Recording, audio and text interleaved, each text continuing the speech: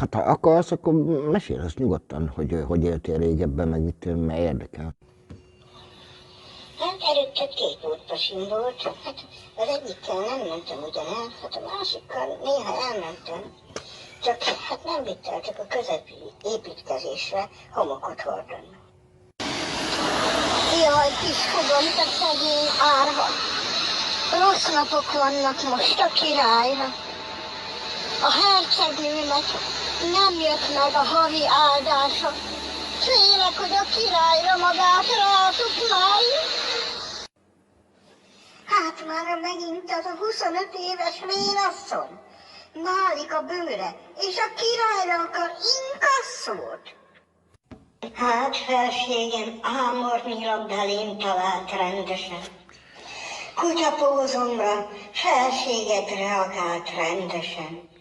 Most azt kérdezem felségtől kedvesen, ugye ma sem menjek így haza nedvesen?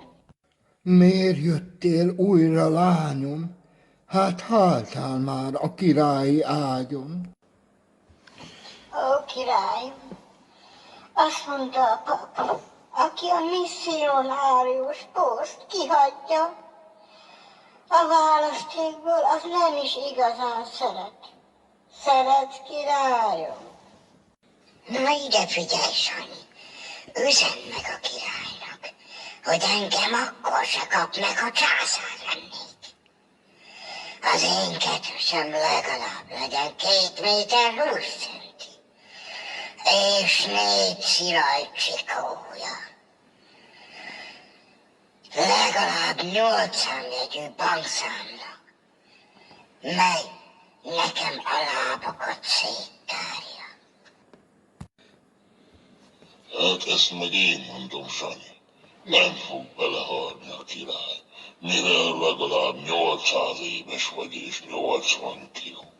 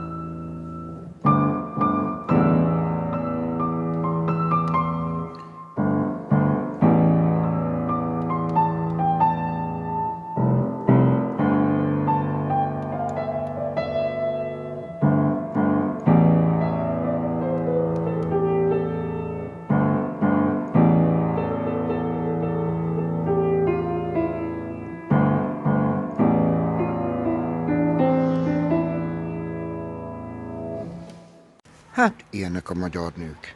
Kedvesek, nagyon szépek, és lehet velük élni.